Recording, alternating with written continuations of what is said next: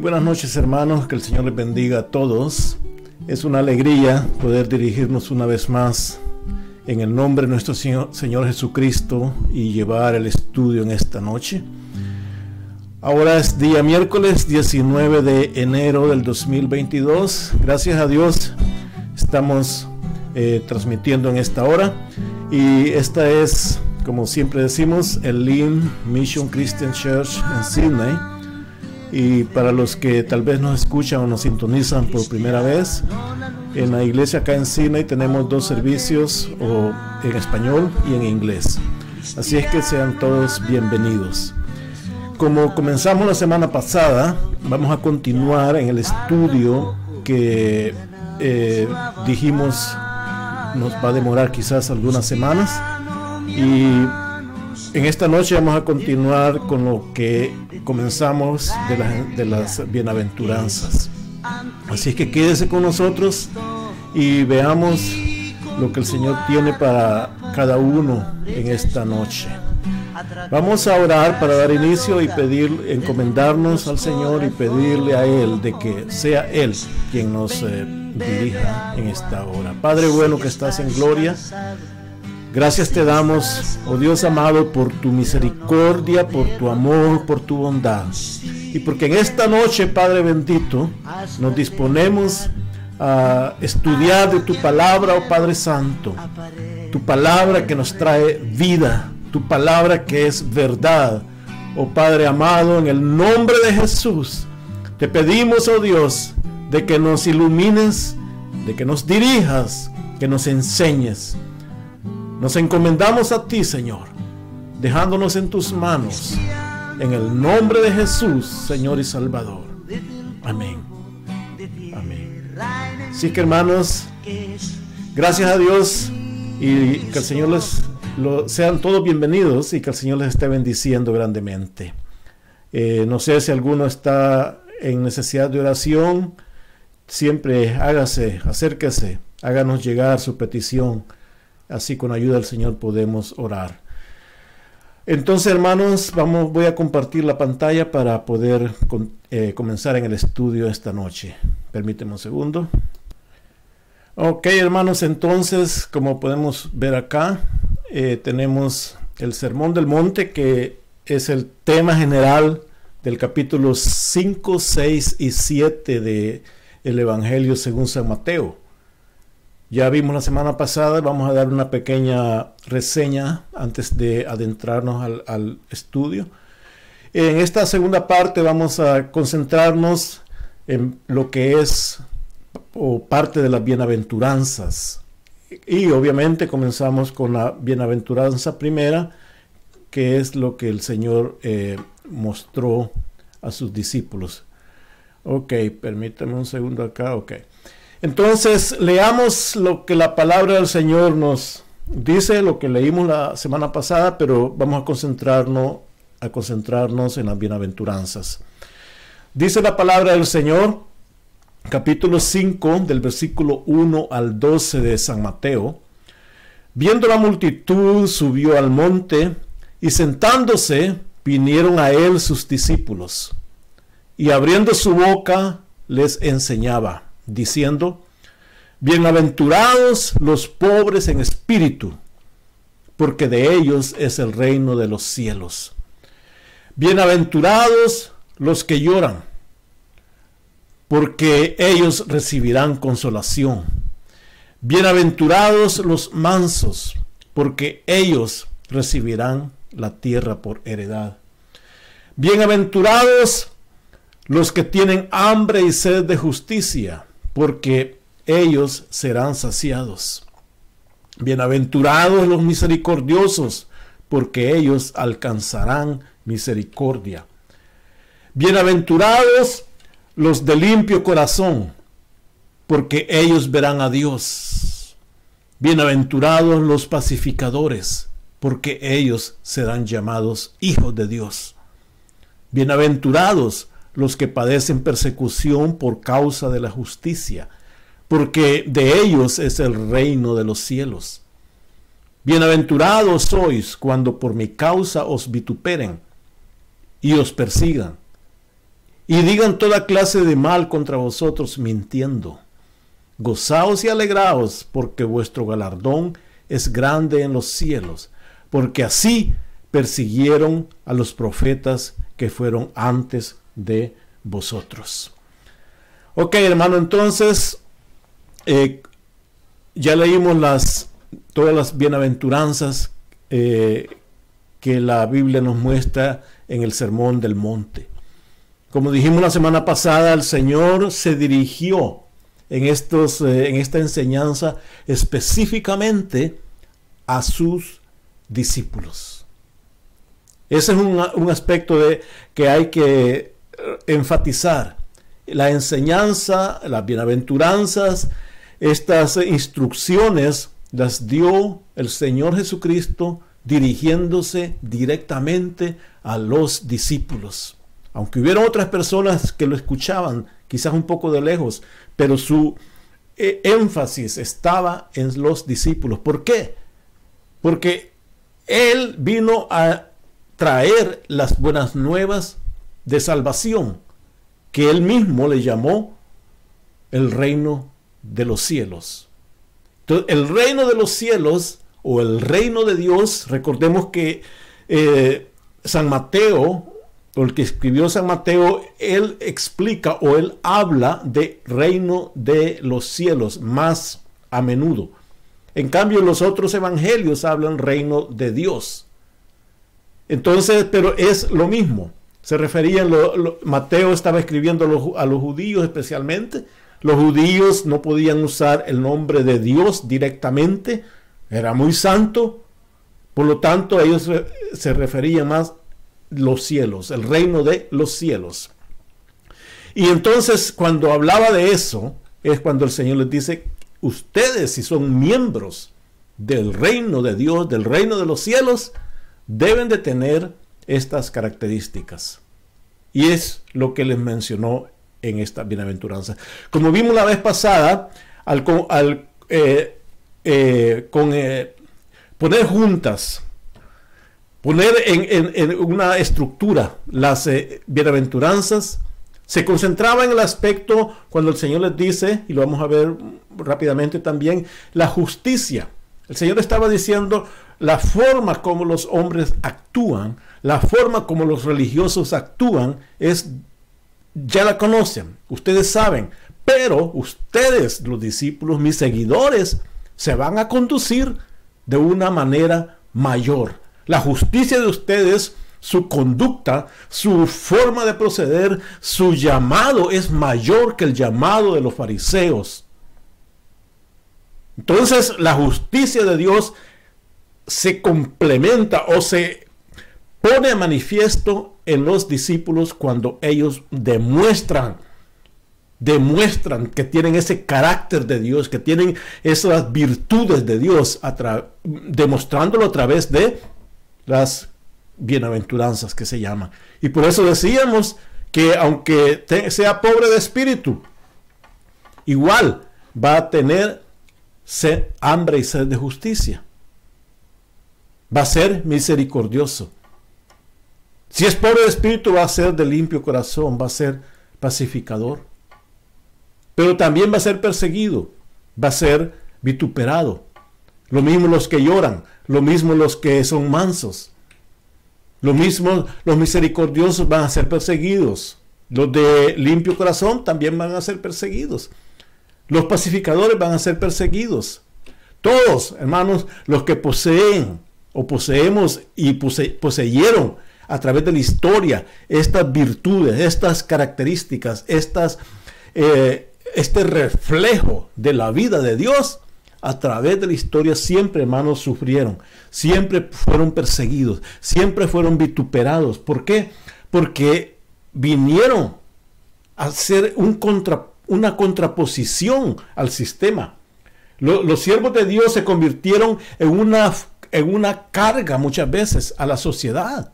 No que ellos fueran carga a la sociedad, sino que la sociedad no los podía aguantar a ellos, porque eran hombres y eran mujeres de Dios que reflejaban una vida distinta, una vida diferente. Y por eso es que el Señor Jesús, cuando Él vino, Él dijo que Él eran las buenas nuevas. Porque era algo nuevo, era algo bueno, diferente a la religión, diferente a la estructura de los fariseos, diferente a los saduceos, diferente a los maestros de la ley. Era la buena nueva de salvación, la buena nueva del reino de Dios.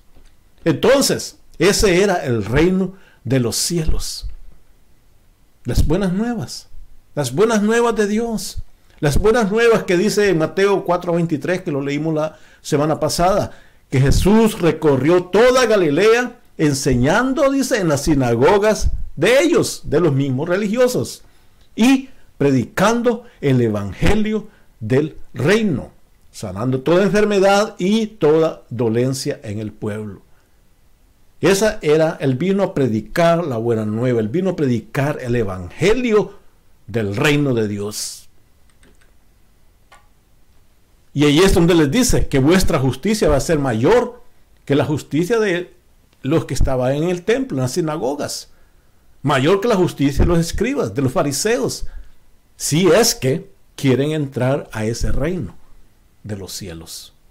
Si no, pues quédense con los religiosos, quédense con los fariseos, quédense con los publicanos, con los escribas, quédense con ellos.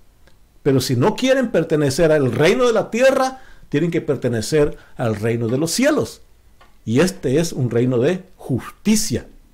Justicia diferente a la que ellos llamaban justicia. Recordemos que la justicia de los fariseos era: si tú me das un golpe, yo te doy otro. Si tú me quitas un diente, yo te quito otro. Diente por diente, ojo por ojo. Esa era la justicia del fariseo. En cambio, en el reino de Dios existe otra verdad. En el reino de Dios es la justicia de Dios la que se manifiesta. La pregunta, o como vemos acá antes de continuar, dice el reino de Dios. La palabra reino, que obviamente el Señor la hablaba en arameo, es malkut. Malkut en arameo quiere decir reino, pero no la idea de un lugar. Por ejemplo, los romanos tenían el reino romano en todas esas regiones.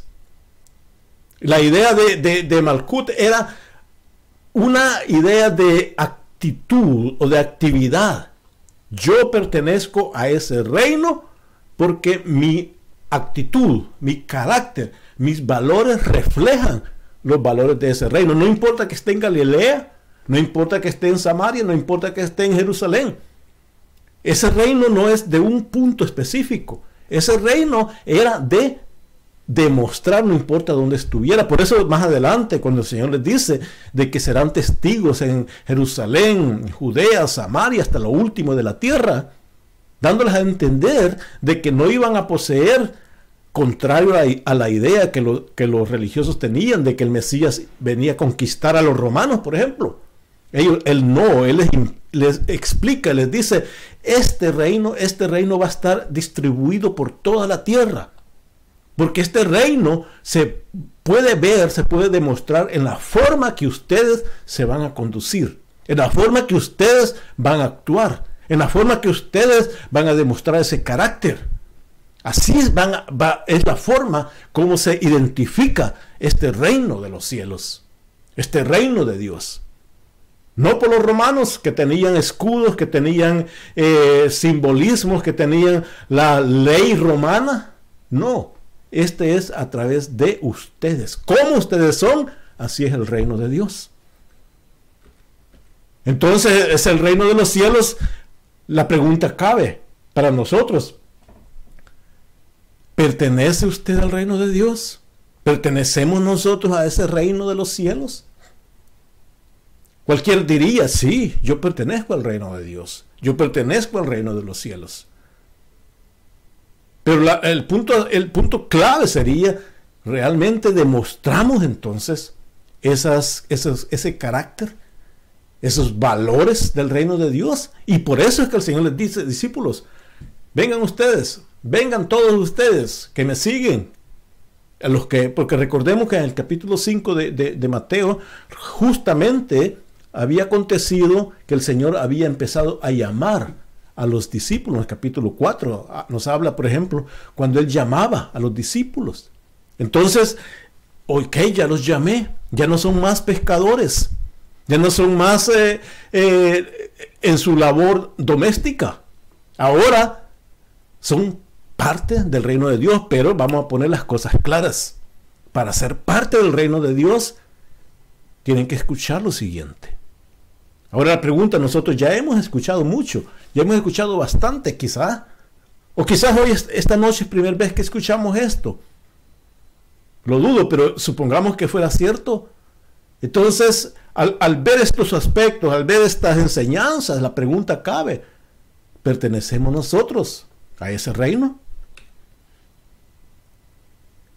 Como decía, se refleja en nuestra identidad, se refleja en nuestros valores, se refleja en nuestro carácter. Mucha gente dice, yo no voy a la iglesia porque ahí le prohíben a uno hacer esto, ahí le prohíben a uno hacer aquello. Mentira. Nadie le prohíbe nada. Bueno, pueden haber iglesias que sí lo prohíben porque ellos quieren hacer cristianos. Ellos quieren construir cristianos. Nosotros no queremos construir cristianos. Porque es Dios el que hace la obra en el corazón. Nosotros no podemos. ¿Por qué? Porque esa es religión. La religión es la que viene a imponer reglas, a imponer estatutos, a imponer formas de conducir, forma de vestirse, forma de actuar. Entonces la gente muchas veces en su ignorancia o en su sencillez, algunos empiezan a moldearse de acuerdo como les han dicho que sean. Pero la cuestión es cuando llega el momento de la prueba, cuando llega el momento de la verdad, ahí sacan lo que ellos son. Si es un carácter que no es en su corazón, que no está construido en su corazón, y son valores que no están intrínsecos en su alma, es decir, son valores aprendidos, son valores memorizados, son valores copiados. Esos, cuando llega el momento de la verdad, ahí se olvidan. Cuando es confrontado, cuando hay crisis. Recordemos, es un punto bien interesante, cuando hay crisis es cuando se demuestra el carácter de las personas. No solamente de las personas, sino de los líderes, de las ciudades, de los países. Cuando hay crisis, ahí se demuestra quién es quién. Y lo podemos ver ahora con muchos ejemplos alrededor del mundo. Cuando en esta crisis mundial que estamos viviendo hoy en día, podemos ver cómo los líderes mundiales, los ministros, como los que tienen autoridad, actúan. Muchos actúan, la gran mayoría está actuando como dictadores. ¿Qué es eso? Quiere decir que en el momento de crisis sacaron a luz lo que ellos son. Otros están actuando de una manera que ahora sí, mañana no, ahora digo una cosa, mañana digo otra. ¿Por qué? Esos valores que ellos tienen son valores que no sirven. Entonces, en el momento de la prueba, en el momento de la decisión, de la situación difícil, ahí sacan lo que ellos son. Entonces, lo mismo pasa en estos valores del reino de Dios. En el momento de la verdad, cuando hay que confrontar la situación, si uno tiene sencillez, si uno tiene, como la Biblia habla también de los dones o el fruto del Espíritu, el fruto del Espíritu surge en el momento que es requerido. El carácter de Dios, del pueblo de Dios, del reino de Dios, surge en el momento en que actúa. Entonces veamos la bienaventuranza. ¿Qué son? Entonces, como ya dije, son los caracteres o los valores que el miembro del reino de los cielos debe poseer. Lo que debemos poseer. ¿Qué es lo que nos identifica? Ese quizás sería el punto primordial. ¿Qué es lo que nos identifica? Y así va a demostrar que sí somos o si no, que no somos del reino de los cielos. No es cuestión de decir yo tengo estudios, yo me he preparado, yo he hecho esto, yo he aprendido aquello. No. ¿Cómo demostramos eso en el momento, en los días, diario a diario, cuando estamos a solas o cuando estamos enfrente de personas, donde sea? Ese carácter que demostramos, ahí está reflejado la enseñanza que el Señor nos dio. Ya dijimos la vez pasada, esta palabra viene de Macarios en griego, que da a entender ser bendecido, estar feliz o estar sin preocupación. Eso es prácticamente lo que el Señor da a entender con esta bienaventuranza. Ustedes van a conducirse de esta manera, les dice, ustedes se van a conducir así y asá, porque son bendecidos. Son bendecidos. Entonces veamos qué es lo que el Señor les dice en estas promesas. Les da la bienaventuranza y les da la promesa. Si vemos acá, cada bienaventuranza lleva ligada así una promesa. Y esa es la bendición de Dios. La primera dice, los pobres en espíritu. Bienaventurados los pobres en espíritu. Recordemos aquí, como vamos a verlo más a continuación, no está hablando de ser pobre. Está hablando de ser pobre en espíritu. Muchos lo toman mal o lo leen a su manera. No, yo soy pobre, hermano. El Señor me va a bendecir porque soy pobre. Si es de corazón puro, sí. Pero si simplemente quiere reflejar humildad aparente solo porque es pobre, no tiene nada que ver con ser parte del reino de los cielos. La pobreza llega o es parte de la vida natural. Pero hay tantos pobres que se alejan de Dios. Entonces no es la promesa de Dios. No es la forma de Dios.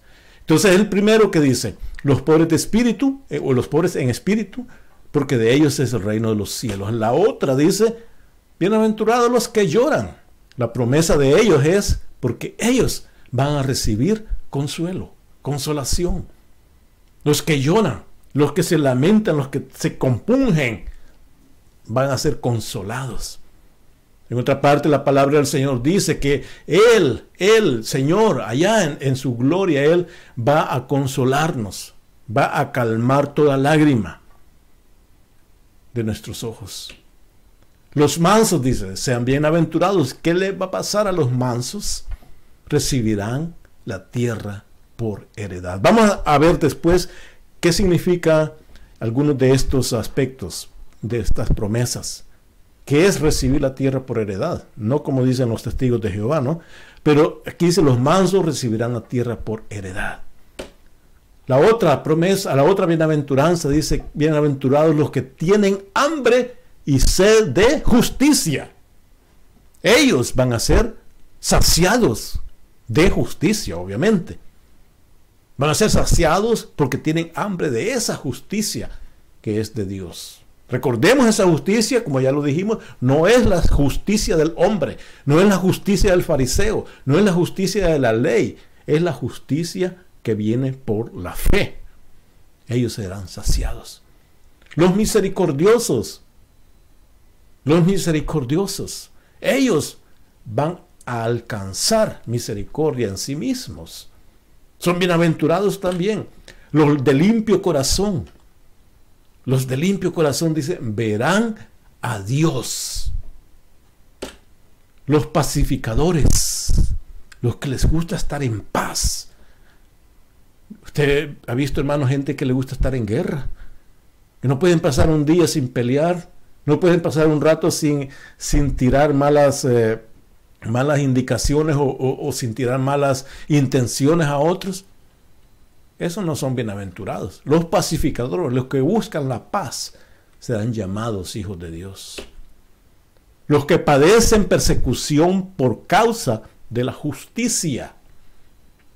Los que padecen persecución, no solamente los que padecen persecución, sino por causa de la justicia. Por causa, ellos dicen, de ellos es el reino de los cielos. Como dijimos la vez pasada, de ellos es el reino de los cielos. Se repite acá y también se repite al principio, o se menciona al principio. Los pobres en espíritu, de ellos es el reino de los cielos. Los que padecen persecución por causa de la justicia, de ellos es el reino de los cielos. Y finalmente dice, los que por mi causa os vituperen y os persigan.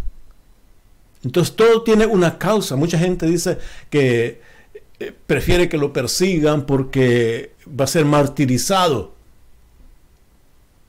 No, no es por ser martirizado o porque lo persiguen o porque se metió en problema. No, es por causa de la justicia, es por causa de Él, por causa de mí, dice el Señor. Como dijo, si no me equivoco, lo que dijo San Agustín, El mártir no es mártir porque lo mataron, sino que es mártir por lo que hizo. Es decir, por el trabajo o la acción que él llevaba a cabo, es porque lo acusaron y al final lo mataron, pero no porque lo mataron se convirtió en mártir, sino por lo que ya era. Era alguien que hablaba de Dios, demostraba a Dios, y por eso fue perseguido. Entonces, por eso el Señor dice, bienaventurados, vuestro galardón es grande en los cielos. Hermano, estas son las bendiciones que el Señor otorga, o llama, o muestra en estas bienaventuranzas. Las bienaventuranzas y sus promesas. La primera dice, bienaventurados los pobres en espíritu. Y aquí vamos a terminar con esta. Vio que rápido se nos va el tiempo. Dice, bienaventurados los pobres en espíritu. ¿Qué es eso de ser pobre en espíritu? ¿Se ha puesto a pensar alguna vez, hermano? Pensemos un momentito. ¿Qué es ser pobre en espíritu? ¿Será ser tímido? ¿Será ser cobarde? ¿Será ser extrovertido? ¿O introvertido sería la palabra? Introvertido. ¿Será ser recluido? ¿Tímido? ¿Nervioso? Mucha gente dice, este hombre o esta mujer es bien pobre en espíritu porque es bien tímida o bien tímido. No. Ser tímido es un carácter, quizás alguna característica de algunas personas que se puede superar. Ser nervioso. Hay gente que llega y no puede hablar con alguien que no conoce. Se ponen todos nerviosos, se ponen a sudar en las manos y prefieren no hablar, porque ellos quizás se consideran inferiores al otro. No, hermano, aquí en esta tierra, todos somos iguales. Unos tienen posiciones, otros tienen dinero, otros tienen autoridad. Hay que respetarlos, pero como personas somos iguales. No nos vamos a andar poniendo nerviosos porque el otro es más alto que yo, porque el otro tiene mejor posición que yo. No. Cuando hablamos, nos referimos con respeto a todos. Pero eso no quiere decir que uno es pobre en espíritu. El que es tímido, el que es nervioso, el cobarde, al contrario, la Biblia dice en Apocalipsis que, si ustedes no me recuerdo el versículo, que al final de Apocalipsis, por el capítulo 20 más o menos, dice que ¿quién dice que es echado al lago de fuego? Los cobardes. Es lo primero que dice, los cobardes son echados al lago de fuego.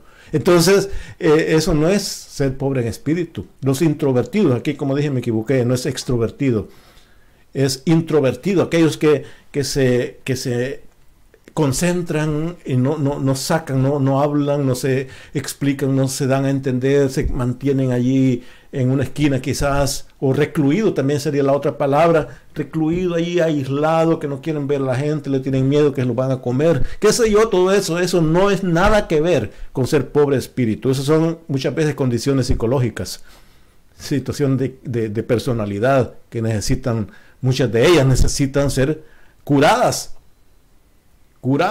Recordemos al Señor cuando veíamos la semana pasada el capítulo 4, al final decía que el Señor le traía los enfermos, los atormentados, los lunáticos, eran los que venían a que el Señor los sanara. Es decir, esas personas que un día andan de una forma, otro día andan de otra forma, que tienen una cuestión de personalidad bien compleja, el Señor los venía a sanar. Entonces quizás un recluido, un cobarde, un nervioso necesita ser sanado por el Señor para que lo ponga en su lugar.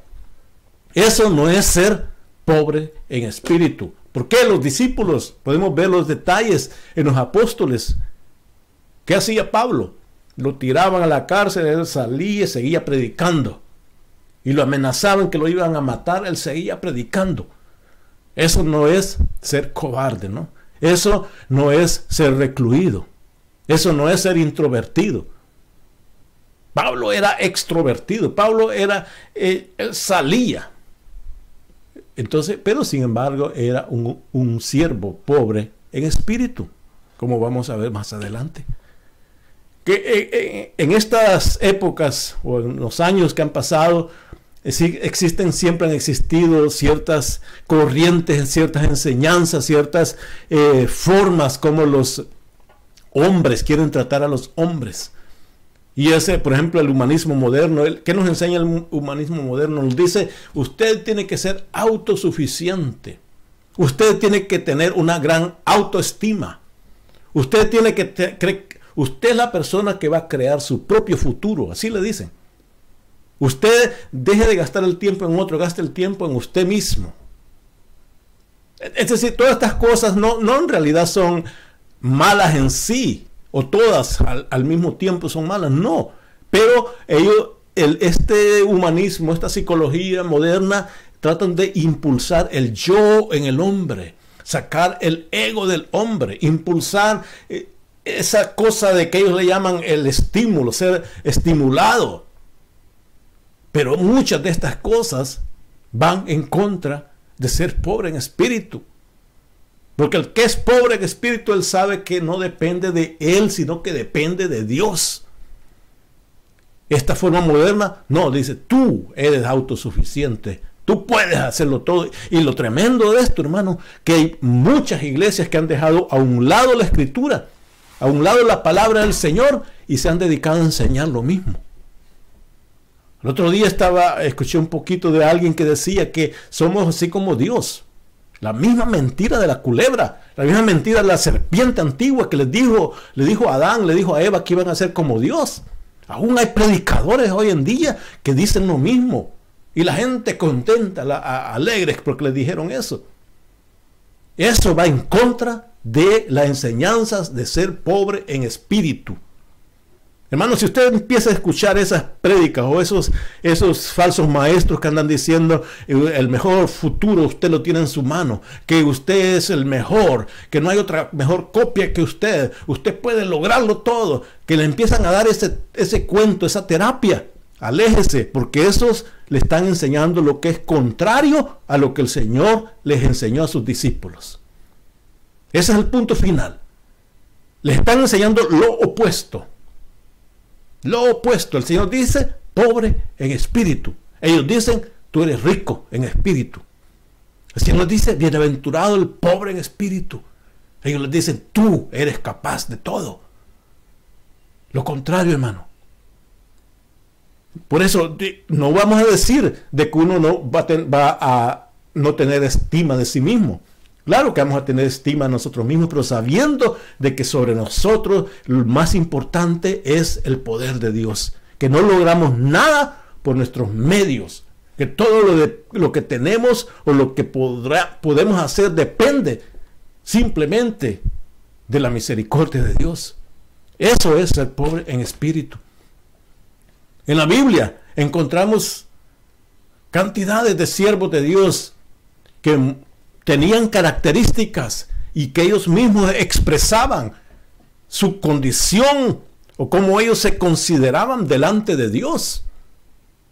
Ellos eran pobres en espíritu. Por ejemplo, Abraham en Génesis dice, he aquí, ahora que he comenzado a hablar a mi Señor, aunque soy polvo y ceniza. Así era cuando el Señor se le apareció a Abraham, él así dijo, estoy hablando con mi Señor, pero yo soy polvo y ceniza. Así se consideraba Abraham delante de Dios. Eso es, hermano, ser pobre de espíritu. Polvo y ceniza. Alguien más, Jacob, decía cuando estaba refiriéndose al siervo de Dios, decía, menor soy que todas las misericordias y que toda la verdad que has usado para con tu siervo. Pues con mi cayado pasé este Jordán y ahora estoy sobre 2 campamentos. Menor soy yo que todas las misericordias. Él sabía que todo lo que él había recibido eran misericordias de Dios, pero él era menor que todo. pobre en espíritu. Moisés, en más de una oportunidad, capítulo 3 y versículo 11 de Éxodo, le dice, cuando Dios se le acercó, entonces Moisés le dice, ¿quién soy yo para que yo vaya a Faraón y saque de Egipto a los hijos de Israel? ¿Quién soy yo? ¿Por qué no mandas a otro más capacitado? Yo soy incapaz. En otra parte le dice, ay Señor, nunca he sido hombre de fácil palabra, ni antes, ni desde que tú hablas a tu siervo, porque soy tardo en el hablar y torpe de lengua. Tardo en el habla y torpe de lengua, dice. En otras palabras, ese trabajo, Dios, que tú me envías, yo soy incapaz. Yo no puedo hacerlo. Ahora, un arrogante, de estos que se ponen títulos, él va, claro, si Dios me llamó, yo soy el gran siervo de Dios. Oh, Señor, no importa si yo aquí voy porque yo puedo, en ti todo lo puedo. Moisés dice, no, yo no puedo. ¿Quién soy yo? Jacob dice, menor soy yo que todo, la misericordia. Abraham dice, soy polvo, soy ceniza. Incapaz. Eso es ser pobre en espíritu. David dijo, 1 Crónicas 29:14, porque ¿quién soy yo? ¿Y quién es mi pueblo para que pidiésemos ofrecer voluntariamente cosas semejantes? Pues todo es tuyo, y de lo recibido de tu mano te damos. ¿Quién soy yo? Decía. ¿Quién es mi pueblo? Todo, Señor. Esa era una oración que David hacía. Todo es tuyo, todo te pertenece a ti. ¿Quiénes somos nosotros? Decía en el Salmo 51, los sacrificios de Dios son el espíritu quebrantado. Al corazón contrito y humillado no lo despreciarás tú, oh Dios. Ese corazón contrito, humillado, pobre en espíritu. Salomón decía, ahora pues, Jehová Dios mío, tú me has puesto a mí tu siervo por rey en lugar de David mi padre. Y yo soy joven y no sé cómo entrar ni cómo salir. En otras palabras, yo soy torpe, Señor. Yo soy incapaz. ¿Cómo voy a ser yo rey? A pesar de Salomón, las fallas que él tuvo, pero en este momento él reconocía que era pobre en espíritu. Job, otro siervo de Dios, de oídas había oído, decía, pero ahora mis ojos te ven. Por tanto, yo me aborrezco y me arrepiento en polvo y ceniza. Cuando Job llegó a reconocer la soberanía de Dios, el poder de Dios, él dice, lo que yo conocía de Dios era un poquitito. Era un poquito. Ahora lo conozco, ahora ya sé quién es Dios y por lo tanto yo me arrepiento en polvo y en ceniza porque soy nada, porque soy pobre en espíritu.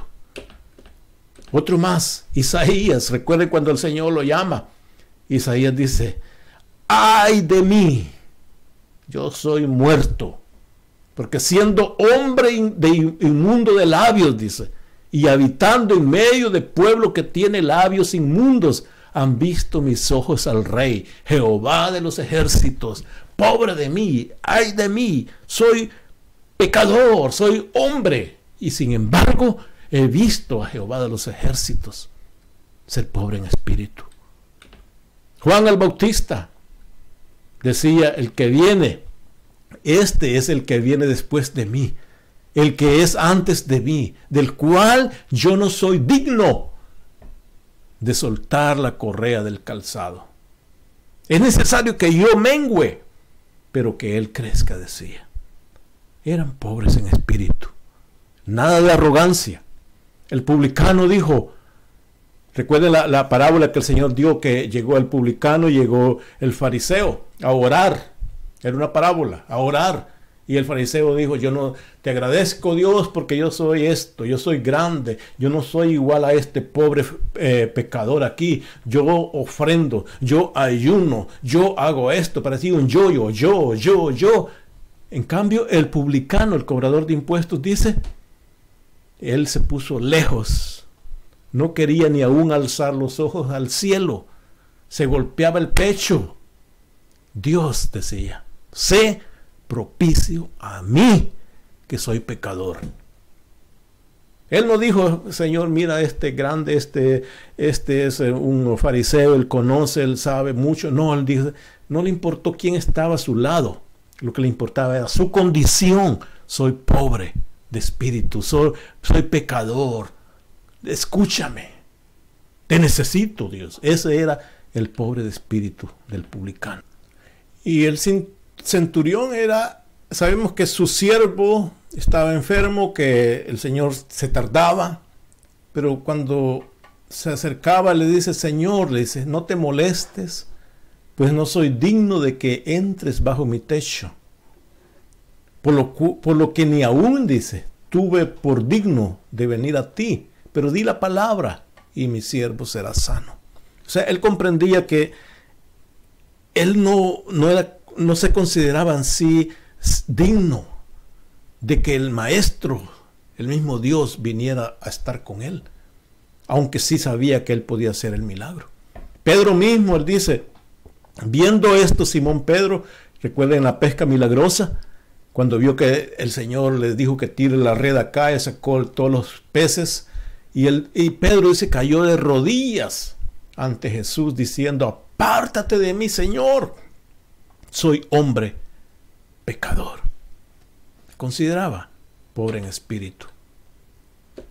Y después encontramos a Pablo.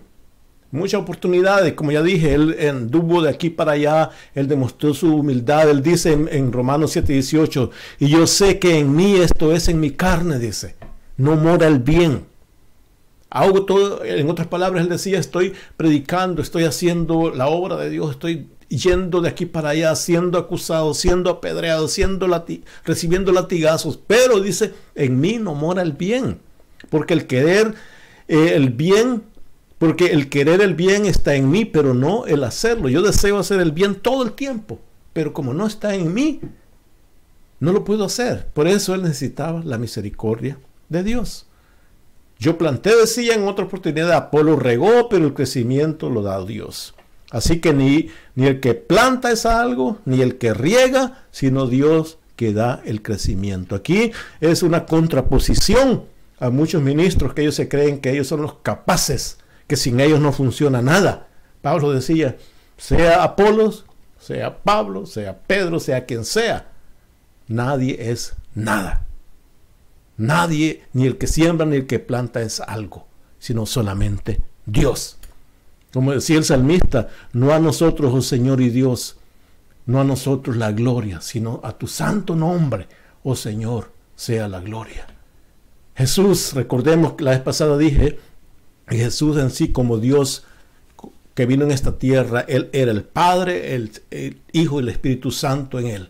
Él no era pobre en espíritu, pero recordemos en esos momentos puntos claves de su ministerio al final, cuando ya la muerte llegaba, su espíritu enflaqueció como hombre, como hombre. Jesús dijo, cuando estaba en el Getsemaní, dijo, mi alma está muy triste hasta la muerte. Después orando, él dijo, Padre mío, si es posible, pase de mí esta copa, pero no como yo quiera, sino como tú quieras, oh Dios. Eso es, en ese momento el Señor mostró esa debilidad, esa posición de pobre en espíritu para él en ese momento. Recordemos lo demás, el Señor era, el mismo Espíritu de Dios estaba sobre él. Y en la muerte, cuando él fue separado prácticamente de Dios, allí sí, el Señor dijo, Dios mío, ¿por qué me has desamparado? Allí sí hubo un momento de separación. A la hora novena, al momento de su muerte, Jesús clamó a gran voz diciendo: Elí, Elí, lama sabactani. Dios mío, ¿por qué me has desamparado? Hermano, aunque el mismo Jesús, él estaba lleno del Espíritu, su espíritu era fuerte, pero aún él necesitaba mostrar o mostró su necesidad de tener esa comunión directa con el Padre y con el Espíritu Santo. Pobre en espíritu. Finalizo, hermanos, con esto. El Señor les dice, y ahí es donde comprueba, se pone todo en unidad. Este versículo que el Señor dice que es el pobres en espíritu y bienaventurados, porque también el Señor dice: niéguese cada uno a sí mismo y tome su cruz siguiéndome.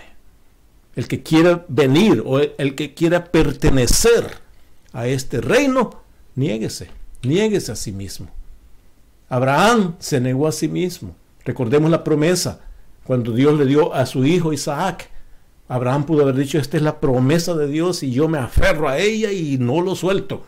Pero Dios lo probó y le dice: toma tu hijo, le dice aquel versículo 2 de 22 de Génesis. Toma tu hijo ahora, tu único, Isaac, a quien amas, y vete a tierra de Moriah y ofrécelo ahí en holocausto sobre uno de los montes que yo te diré. En otras palabras, le dice: tú me pediste un hijo, Abraham, yo te lo di, tú lo has tenido por tantos años, ahora entrégamelo.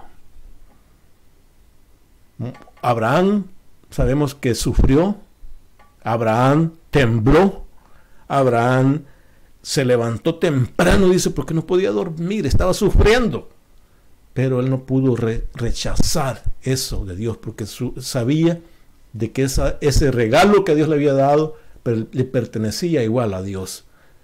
Era pobre, no se aferró a él, a sus cosas, era pobre en espíritu. Lo mismo le pasó a Ana, con su hijo Samuel. Recordemos, Ana, la esposa de Elcana, ella no podía tener hijo. Ella se sentía triste, rechazada. Dice con amargura, el capítulo 1 de 1 Samuel dice: ella con amargura de alma oró a Jehová y lloró abundantemente. Allí también se cumple la otra bienaventuranza: bienaventurados los que lloran.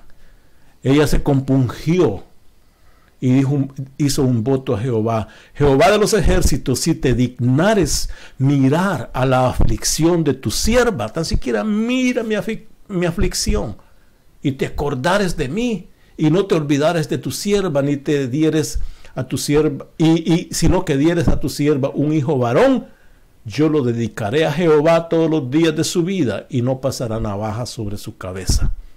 Luego el versículo 22, ella dice: yo no subiré, cuando iba al templo, dice: yo no subiré hasta que el niño sea destetado, para que lo lleve y sea presentado delante de Jehová.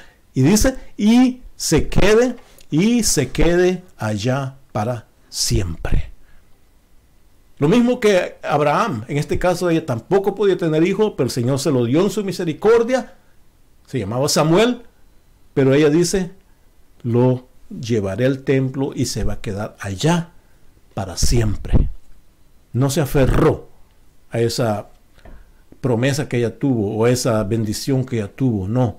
Su corazón era tan simple, tan sencillo, tan humilde, tan pobre en espíritu, que sabía que dependía de Dios. Finalizamos acá diciendo: bienaventurados los pobres en espíritu, porque de ellos es el reino de los cielos. ¿Es usted, hermano, usted, hermana, yo, somos pobres en espíritu? ¿Somos pobres en espíritu? ¿Necesitamos desarrollarnos más en eso? Yo sé que sí. Como decía Pablo, no está en mí hacer el bien. Lo que hago, lo que deseo hacer el bien, yo lo quiero, pero no puedo. Porque necesitamos crecer, desarrollarnos en esto de ser pobre en espíritu. De ser pobre en espíritu. Pero es Dios, hermanos. Es Dios el que tiene misericordia. Es Dios el que nos puede bendecir, ayudar para sacarnos adelante. Quiera Dios de que podamos aprender de estas escrituras, de estas enseñanzas, de lo que el Señor dijo y lo que hemos visto en otros siervos de Dios. Y renunciar, cargar nuestra cruz, renunciar para poder saber de que realmente al fin y al cabo lo que interesa es el reino de Dios. No aferrarse al reino de este mundo. El reino de este mundo, hermano, es perverso. El reino de este mundo hay maldad, hay de todo menos lo bueno. Por eso es que el Señor vino a establecer su reino, el reino de Dios, el reino de los cielos. Oremos a Dios y pidámosle que nos ayude. Padre bendito, gracias, Señor, porque carecemos, Señor, de esta delicadeza de espíritu, de ser pobre de espíritu, Señor.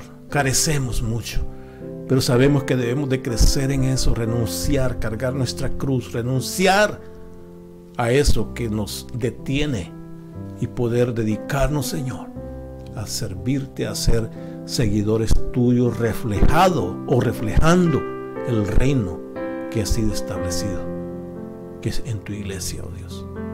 Ayúdanos, Padre Santo, bendícenos y crea en nosotros un corazón puro, un espíritu recto, renueva en mí, oh Dios. No te alejes, tu presencia que no se aleje, que sea más cercana. En el nombre de Jesús, en ti confiamos, Señor. Amén y amén. Aleluya. Bendito sea el Señor. Gracias a Dios, hermanos, y que el Señor les bendiga y sigamos adelante y aprendamos, desarrollémonos más, tratando siempre de ser mejores y complacer, como siervos que somos, complacer más a nuestro Señor. Primero Dios, en una par de semanas más vamos a continuar en nosotros bienaventuranzas, tal vez en las próximas, no creo que me demore todo el estudio solo en una, pero el Señor que tenga misericordia y nos ayude. Tenemos hasta que Él venga, tenemos para seguir estudiando. Que el Señor esté con ustedes, hermanos, y la paz de Dios en vuestro